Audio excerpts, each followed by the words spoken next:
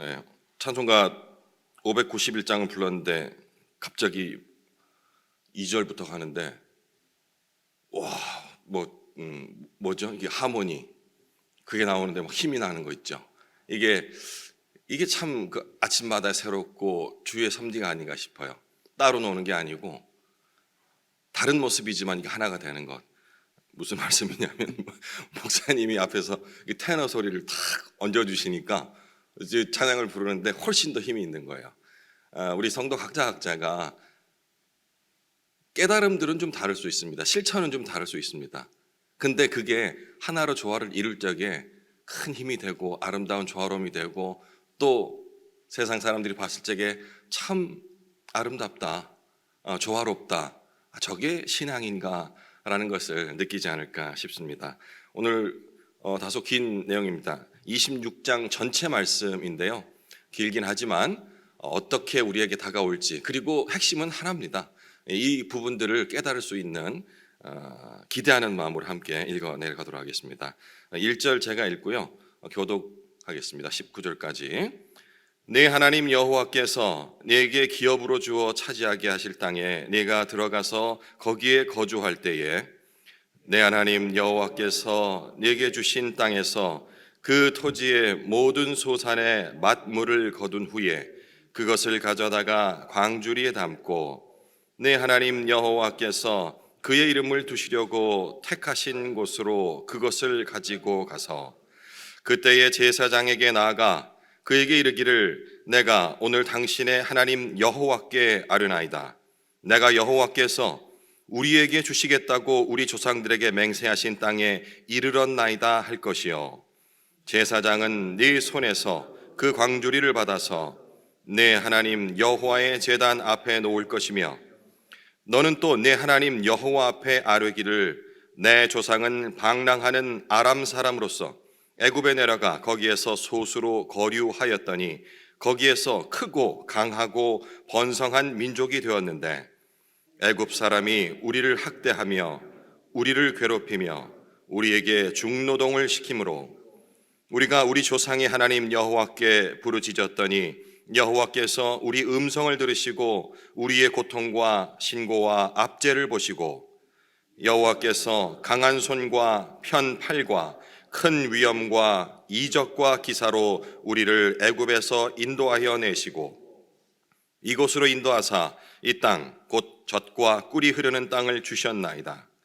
여호와여 이제 내가 주께서 내게 주신 토지 소산의 만물을 가져왔나이다 하고 너는 그것을 네 하나님 여호와 앞에 두고 네 하나님 여호와 앞에 경배할 것이며 네 하나님 여호와께서 너와 네 집에 주신 모든 복으로 말미암아 너는 레위인과 너희 가운데 거류하는 객과 함께 즐거워할지니라.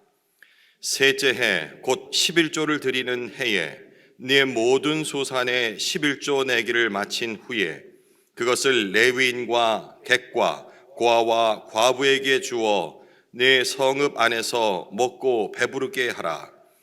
그리할 때에 네 하나님 여호와 앞에 아뢰기를 내가 성물을 내 집에서 내어 레위인과 객과 고아와 과부에게 주기를 주께서 내게 명령하신 명령대로 하였사오니 내가 주의 명령을 범하지도 아니하였고 잊지도 아니하였나이다.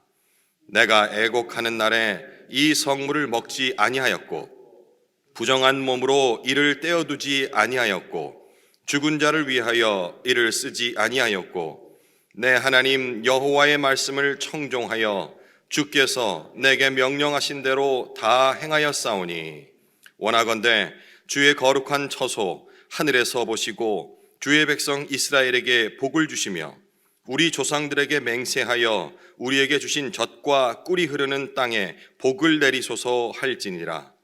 오늘 네 하나님 여호와께서 이 규례와 법도를 행하라고 네게 명령하시나니 그런즉 너는 마음을 다하고 뜻을 다하여 지켜 행하라. 네가 오늘 여호와를 네 하나님으로 인정하고 또 그 도를 행하고 그의 규례와 명령과 법도를 지키며 그의 소리를 들으리라 확언하였고 여호와께서도 네게 말씀하신 대로 오늘 너를 그의 보배로운 백성이 되게 하시고 그의 모든 명령을 지키라 확언하셨느니라. 함께 읽겠습니다.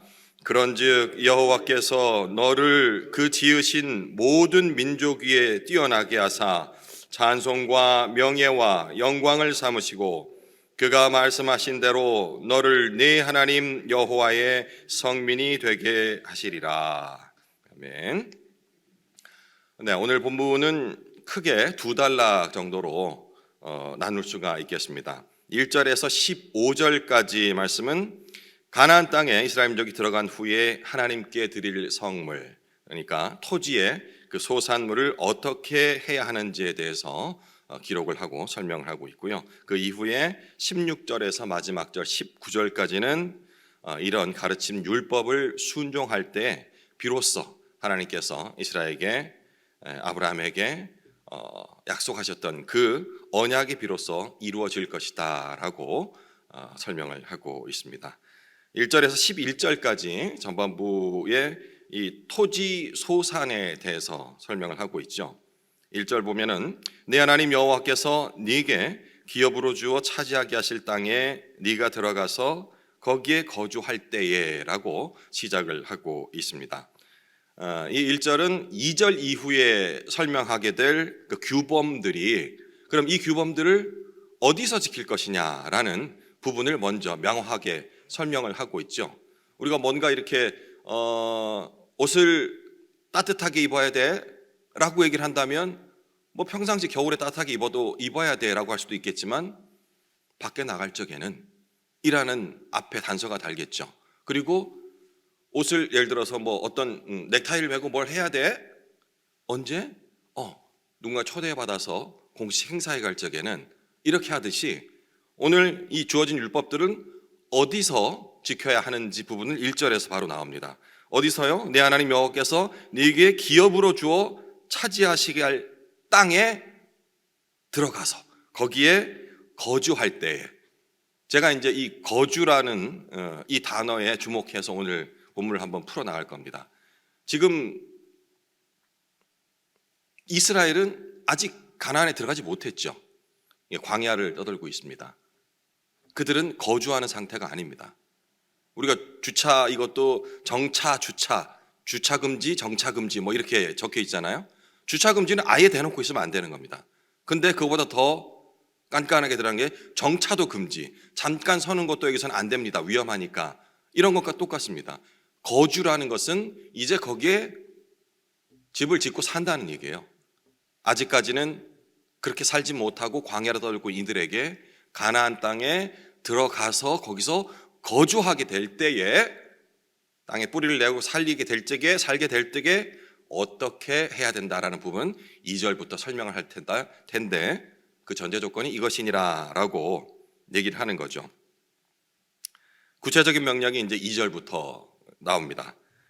토지의 모든 소산의 맏물, 이거 굳이 꼭 맞자라고 해야 될까 저는 생각이 드는데 맏아들 뭐 할 적에 그 맏자가 되겠습니다. 그러니까 처음이라는 얘기 되겠죠. 그냥 뭐 처음 것 정도 될 것 같은데, 어쨌든 이 맏물을 중앙성소로 가져가라고 얘기를 합니다. 아직 들어가질 않았으니까요. 근데 여기서는 본문에서 중앙성소라고 표현을 안 했습니다.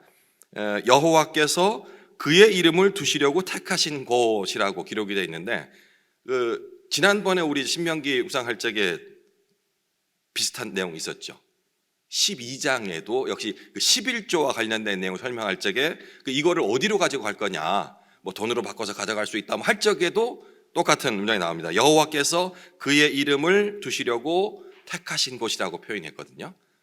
아직까지 이들은 몰라요. 그게 어딘지, 나중에 이곳이 예루살렘이 되는지 이것도 모르는데 어쨌든 그곳으로 이제 들어가면은 거기를 정해줄 텐데, 이른바 중앙성소를 정해줄 텐데 그리로 가져가라라고 이렇게 적혀 있습니다.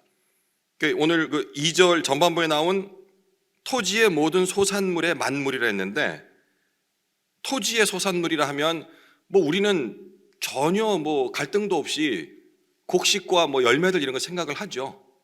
하게 되는데 지금부터 이제 제가 이 설명을 좀 드릴 거예요. 이 배경을. 뭐 굳이 뭐 이렇게 어렵게 설명했을까 했는데 이들은 농경 민족이 아닙니다. 유목 민족이에요. 아직 가나안에 들어가지 못한 채 광야 생활을 하고 있는,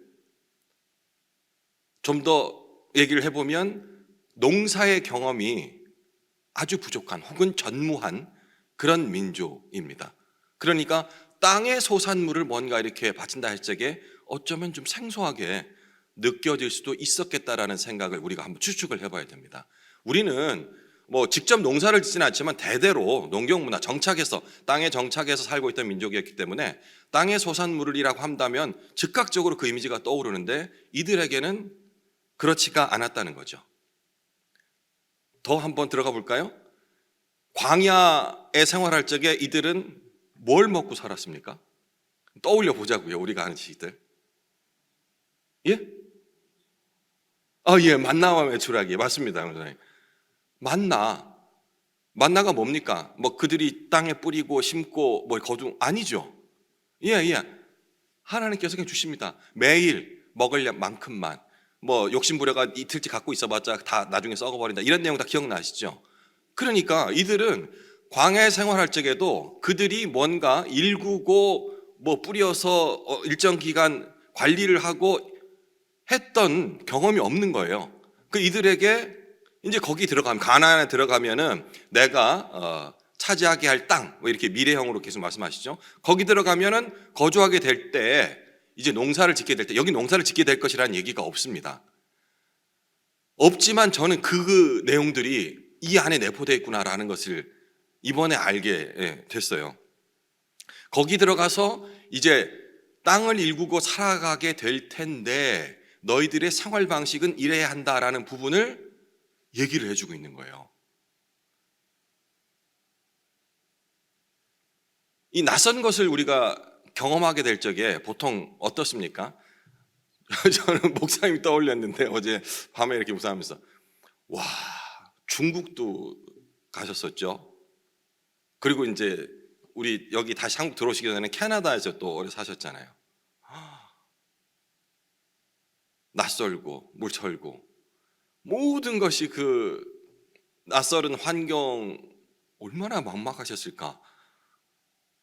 와, 캐나다 갔다 오시고 뭐 참 뭐 이게 아니고 그냥 인간적인 차원을 생각한다면 그 새로운 문화라든지 방식들, 저는 김치 없으면 못 사는데 김치는 있을까 뭐 이런 염려도 되고, 그때 어떻게 하셨을까라는 생각 보면은 먼저 갔던 사람이나 아니면 그곳에 문화에 익숙해 있는 사람들에게 뭔가 자문을 구하고 또 그들이 어떻게 살아가는지 이렇게 눈여겨보는 게 당연한 거겠죠. 이들이 가나안 땅에는 아무도 없었던 게 아니죠.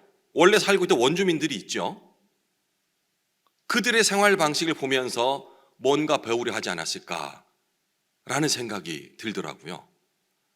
하나님께서는 그들을 보고 거기서 먼저 잘 뿌리 내리고 농사도 잘 짓고 있고 풍요를 거두고 있는 그 여리고성 안에 있는 그것들을 보고 배워라가 아니고 일체 그거 없이 오늘 본문에 없습니다만은 그들을 다 진멸하라고 했어요. 하나도 남기지 말고 그 모든 것들, 문화든 뭐든 이거 뭐 그래도 그냥 취할 건 취하고 쓸 건 쓰고 재활용해 쓰고 뭐 이렇게 하면 좋을 텐데라고 생각할 수 있을 텐데 아예 씨를 말리지 말고 남기지 말고 다 진멸하라. 이게 왜였을까라는 부분이 저는 오늘 본문 이 보면서 1절, 2절 이걸 보면서 확 와닿더라고요. 새롭게 아침마다 새로운 그 창조의 문화, 하나님의 문화처럼 이 장면들이 떠오르면서 그래서 하나도 남기지 말라 했구나. 어떤 깨달음을 받은지 제가 설명을 해볼게요. 제가 이제 목사님 예를 들었어요. 캐나다 그 낯선 땅에 들어갔을 적에 분명히 그곳만의 어떤 생활 방식들을 빨리 쇠득하게끔, 왜냐하면 그들과 동화가 돼야 되니까 아마 그런 부분들을 거기 살고 있는 사람이라든지 누구에게 배우려 하고 또 눈여겨보려고 했을 겁니다. 저도 그럴 거고. 이 이스라엘이 가나안 땅에 들어갔을 적에 그런 생각을 했을 것 같은 거예요. 그러니까 저는 그냥 불순종해서 하나님 그냥 다 남기지 말고 하라 했는데 이것도 남기고 사람도 남겨놓고 뭐 하고 막 뭐 이 정도 생각했는데 그들의 입장이 내가 생각해 보니까 얼마나 막막했겠어요. 농사도 지어본 경험이 없잖아요. 만나 먹고서 주시는, 매일매일 주시는 걸 먹고 살았던 사람이 이제는 가나안 들어간 만나 없죠? 없어요. 스스로 땅에서 농사를 지어서 그 소소한 먹고 살아야 되는데, 그러면 그 방법을 누구에게 배울 거냐는 거죠. 그러면 합리적으로 생각하면 가나안에 있던 그 원 주민들을 통해서 배우려고 하는 생각이 바짝 들었을 거예요. 그리고 하나님께서 하나도 남기지 말라 했던 부분을 어쩌면 영적인 의미로 그냥 생각했을 수 있겠죠.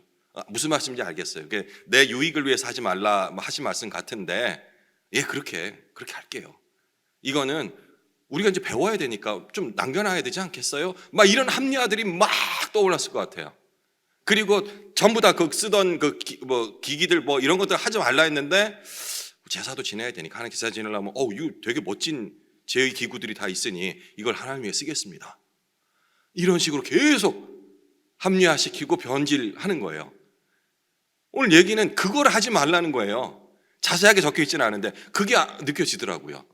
그냥 거기에 보암직도 하고 또 합리적으로도 보이는 이 모든 것들을 의지하지 말고 내가 가르친 방법, 중간에 보면은 뭐라고 되어 있습니까? 이스라엘 출애굽했던 내용들을 그 소산물의 처음 것을 바칠 적에 또 상기시키라고 되어 있어요. 그게 농사 짓는 거랑 무슨 상관이에요? 근데 그것들을 하라는 거예요. 이게 깨달아지더라고요.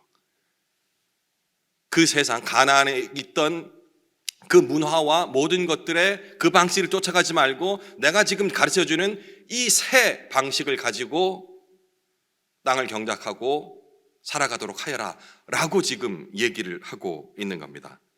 자, 그럼 우리가 낯선 곳에 들어가서 그것을, 합리적이잖아요. 그들이 하는 것들을 배우고 들어간다면 그들에게 배워야겠죠. 그들은 이방인이에요. 이제 그 배경을 지금 좀 설명을 드릴 거예요. 여호수아서에 가보면은 여리고성이 나옵니다.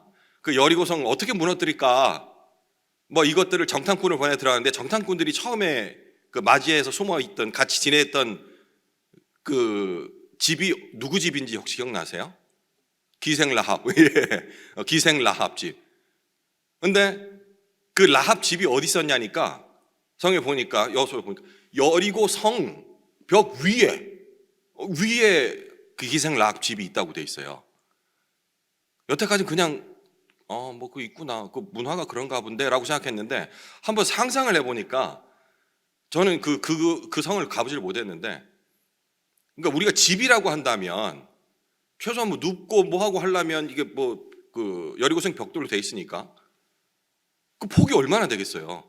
집이 한 채가 성벽 위에 있는 거예요. 엄청난 성이죠. 그 성을 함락시킨다는 것은 상적으로는 불가능하죠. 근데 힘이 아니고 말씀에 따라서 입 다물고 조용히 몇 바퀴가 이게 중요한 게 아니고 그렇게 순종했을 적에 균열이 일어나가지고 무너지는 그 사건 기억나시죠? 어쨌든 그 여리고 성 위에 있던 기생라합이 그냥 기생, 그러니까 술 팔고 이렇게 접대부 같은 이 정도로만 생각을 했는데, 제가 요즘 이제 위에 올라가서 이렇게 신앙을 좀 배우고 하니까 그 여리고성 내에 있던 가나안 원주민들이 섬겼던 신은 여신이었대요. 여자신. 이 기생이라는 것이 그런 접대부로서의 그런 의미도 있지만 제사장이 아니고 그걸 뭐라고 그러지? 여사제, 이런 그 기능도 했다고 합니다. 그래서 성벽 제일 위에 제사를 지내거나 할 적에 이런 의미의 이제 라합 기생이었던 것이죠. 그러니 추측을 해본다면 그들은 풍요의 신, 그 여신을 섬김으로 그 땅이 풍요롭게 된다라고 믿고 있었지 않겠습니까? 그러니 그런 복을 내려주는 그 여신에게 제사를 지내는데 그 제사 방법들이 하나님께서 가증스럽게 여기는 부분들이에요. 인도의 이런 문화들도 보고 하면은 그들은 그 성이라는 것 자체를 신격화시킵니다. 남녀가 그렇게 관계를 가질 적에 생명이 태어나듯 모든 것들이 그것으로 인해서 땅의 그 풍요로움도 그런 성적 행위를 통해서 이루어진다라고 믿는 거예요. 그러니 이들이 땅을 경작함에 있어서 뭐 하기 전에 무슨 제사 드리고 또 거둬들인 다음에 무슨 제사, 정확히는 잘 모르겠어요. 거기는 분명히 그런 하나님께서 싫어하시는 가증스러운 것들이 다 포함되어 있었을 거라는 거죠. 이스라엘이 들어가서 다 진멸하라고 했던 그 원주민들을 합리적으로 그들에게, 왜냐하면 농사를 짓고 뭘 해야 되니까, 우린 경험이 없으니까 그들에게 배우기 위해서 남겨놓았던 그 인문들을 통해서 혹은 종으로 쓰기 위해 데려 있었다. 근데 그 중에 똑똑한 사람도 있었을 거 아니에요? 그런 사람들은 지금으로 말하면 컨설턴트, 자문위원으로 옆에 두고 이런 식으로 같이 있으면서 한 해 두 해 들어가면서 농사를 짓는 방법, 우리가 나름 배운 대로 하니까 많이 안 되는데 걔네들이 하는 거는 너무 많이 나오는 거예요, 열매들이. 그게 어떻게 하는 건데? 라고 물어보지 않겠어요? 그게요, 그냥 이렇게만 하면 되는 게 아니고 반드시 이거 끝난 다음에는 제사를 드려야 돼요, 풍요의 신께. 그게 비밀입니다. 이런 얘기들을 듣게 되니 그들이, 그래? 사실은 그 행위 자체가 아닌데 따라서 하게 되는 겁니다. 왜? 풍성하게 걷어서 하나님께 드린다는 명목으로. 그러면서 점점 동화돼 가는 거죠. 이 이후에 쭉 나오는 것들, 아직 그 가나안 땅에 들어가지도 못했는데 거기서 지켜야 될 부분들을 이렇게 말씀하신 이유가 저는 여기에 있었구나라는 생각으로 풀어나갔던 거예요. 우리 19절 중에 2절까지밖에 못 왔거든요. 근데 이걸로 저는 이후 것들이 다 해결이 되더라고요. 대충 이해 가시죠? 왜 차라리 농사 짓고 뭐 하는 다른 방법들을 얘기해 준 게 아니고 그들에게 동화되지 않게끔 이스라엘 백성이 지켜야 할 부분들을 쭉 설명하고 계신 겁니다. 2절부터 11절까지 이 내용, 땅을 경작해 소산을 얻고 난 뒤에 해야 할 규칙들, 가나안 원주민들의 방법이 아닌 하나님의 방법을 지금 말씀해 주신 겁니다. 그러니까 이런 배경을 가지고서 2절부터 11절까지 읽으면 그 행위 자체들 뭐 이런 것들이 주목되는 것이 아니고, 우리가 뭔가 진짜로 이 합리적으로 보이는 세상의 방법들, 그리고 어떤 건 막막한 것들을 해나갈 때 있어서도 역시 그 방법이 아닌 하나님께 주신 방법들을 떠올리고 무식해 보이지만, 미련해 보이지만 그대로 행해야 된다라는 그것을 말씀하고 계시는구나 라고 한다면은 11절까지 말씀들이 다시 오늘날 나에게 새롭게 와닿을 수 있는 거죠. 지금 그런 명목으로 이 세상의 방법들을 그제 조금 가져오고, 교회 안에도 그런 게 있잖아요. 심지어는 이런 책 제목이 있어요. 마케팅에 물든 교회, 이런 책도 있습니다. 제목만 들어도 별로 우리 교회가 잘하고 있다라는 내용이 아닌 것 같지요. 이런 것들로 세상의 방법들, 좀 더 과학적이고 합리적이고 훨씬 더 좋은 결과를 낼 수 있을 것 같은 그런 유혹들로서 하나님의 방법이 아닌 방법들을 사용하고 있는 부분들을 이런 말씀들을 통해서, 오늘 신명기의 말씀을 통해서도 점검을 할 수가 있는 겁니다. 그 중에 이제 5절과 9절, 아까 잠깐 말씀드렸죠. 여기는 뭐냐면 출애굽에 이스라엘 역사를 잊지 않고 기억하게끔 하는 의식이 반드시 들어가야 된다라고 적혀 있어요. 이게 이제 무심코 반복하는 우리의 행위들, 자꾸 하다 보면은 익숙해져서 나중에는 왜 하는지를 모르고 하는 것. 유대인들이 계속 그랬잖아요, 그죠? 이런 것들이 많은 것들을 짐작해 본다면은 반드시 좀 고리타분해 볼 수는 있지만 왜 이래야 되는지, 우리 목사 말씀하시도 그렇죠? 1절 그 장의 1장 1절로 다시 되돌아가 보면 뭘 위해서 기록하고 있는지를 알 수 있다라는, 이게 핵심 포인트 같아요. 저도 그 말씀 이후에 항상 앞에 다시 돌아갑니다, 헷갈리면은. 그럼 신명기는 뭐라고요? 그 가나안 땅에 들어가서 살아가야 할 그 규범들을 계속해서 쭉 말씀하고 있다라는 사실을 기억하는 거예요. 그럼 현대적 우리가 지금 살고 있는 우리에게 똑같이 적용한다면, 우리가 천국 백성으로서 천국에 들어가기 전에 거기서는 어떻게 살아야 되는지를 이 땅에서 실천을 먼저 해야 된다라는 그런 마음가짐을 가지고 신명기를 대하면은 좀 지루할 수도 있고 지금과는 형편이 맞지 않는 부분 때문에 혼동될 수도 있는 부분들이 해결될 수 있다라는 얘기가 되겠죠. 그리고 이제 그 이후 12절에서 15절까지는 11조를 드리는 방법을 설명하고 있죠. 뭐 근본적으로는 앞선 그 땅의 소산물 중 맛물을 드리는 것과 같다고 할 수 있습니다. 이 의미 뭡니까? 일부를 드리죠. 다 전체가 아니고 일부를 드림으로 그 전체가 하나님의 것입니다라는 것을 우리가 고백을 하는 거예요. 11조도 그런 거죠. 예. 11조를 그 의미 이상으로 다르게 생각하신 분이 있다면 그건 잘못된 겁니다. 뭐 내가 뭘 해서 누구를 먹여 살리고 뭐하고 이런 개념이 아닙니다. 모든 것이 하나님께서 나에게 주신 것인데, 값없이 주신 것인데 그 중에 일부, 11조는 10의 1이게 되겠죠. 그거를 드리는 것은 이 모든 것이 내 것이 아닙니다라는 것을 행위로서 고백을 하는 겁니다. 그죠? 행위로 고백한다는 건 뭡니까? 잊지 말아야 한다는 거예요. 근데 자꾸 11조 뭐 다른 것들을 다른 의미로 해석합니다. 경제적인 부분에 있어서 그러지 말아야 됩니다. 다만 이때 셋째에 드리는 11조는 이미 공부했죠. 12장에서 사회적 약자를 돕는 그런 일에 우선적으로 쓰라는 그런 가르침을 주고 계십니다.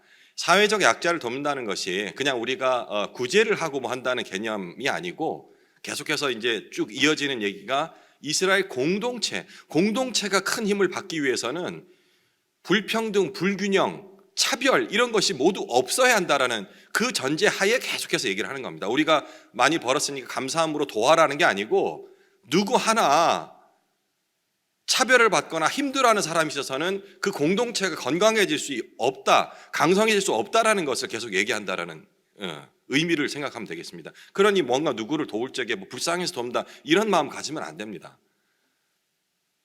힘들어하거나 없어서 못 먹어서 죽는 사람이 있어서는 그 공동체가 건강할 수 없다는 겁니다. 그런 의미로 책임감을 가지고 우리가 뭔가 뭐 구제라는 이름이 아니고요, 가야 되는 것이라는 얘기가 되겠죠. 그리고 마지막 읽기는 한참 읽었는데 그죠? 쭉쭉 내려가죠. 16절에서 19절까지는 이스라엘이 지금 얘기하고 있는 앞으로도 얘기할 이 율법을 지킴으로 하나님께서도 나도 너와 너희들과 약속했던 이 약속의 말을 반드시 지킬 것이다 라는 내용을 기록하고 있습니다. 신명기를 통해서 하나님께 주시는 이 규율들은 비단 오늘 현대를 살아가고 있는 상황에서만 좀 비효율적으로 시대랑 안 맞는데 라고 인식됐던 것은 아닌 것 같습니다. 아직 시작도 하지 않은 이 이스라엘 백성들이 이런저런 이유로 아까 제가 예를 들었죠. 합리적으로 그 땅을 이루려면은 유경험자들을 데리고 하는 것이 맞지 않겠습니까? 라고 자의적으로 해석했던 것을 보면 이 당시에도 어찌 보면 하나님 말씀은 인간들에게는 항상 비합리적으로 들리고 뭔가 이렇게 좀 그냥 의미적으로만 접근되었던 것 같아요. 이 당시도 그랬던 것 같아요. 그러니까 말을 안 들었죠. 저는 오늘 본문을 통해서 하나님의 말씀을 스스로 반성하기를 효율성을 가지고 또 합리성을 가지고 혹은 시대성을 가지고 자꾸 이해하려고 하는, 접목시키려고 하는 이 모습을 반성하게 됐습니다. 뭔가 그래 이건 옛날 말씀이니까 현대적으로 한번 풀어봐야겠어 라는 강박을 가지고, 어찌 보면 강박이 아니고 합리죠. 이렇게 했던 제 자신을 오늘 아침 반성하는 시간을 가졌거든요. 이제 남은 시간 우리 여러분들도 오늘 이 말씀들이 어찌 보면 불합리적인 것처럼 보이고 지금과는 맞지 않는 그런 말씀들처럼 느껴지신다면 이게 어떻게 수천 년이 지난 다음에도 나에게 주는 말씀으로 받아들일 수 있을까 몸부림을 한번 쳐보시기 바랍니다. 진짜 저 몸부림 쳤거든요. 어제도 그러고 자꾸 옛날 말씀으로 자꾸 이제 생각을 하려고 하는, 그리고 이걸 현대적으로 자꾸 어떻게 풀어보려고 하고 있는 모습. 근데 잘 안 풀리는 거예요.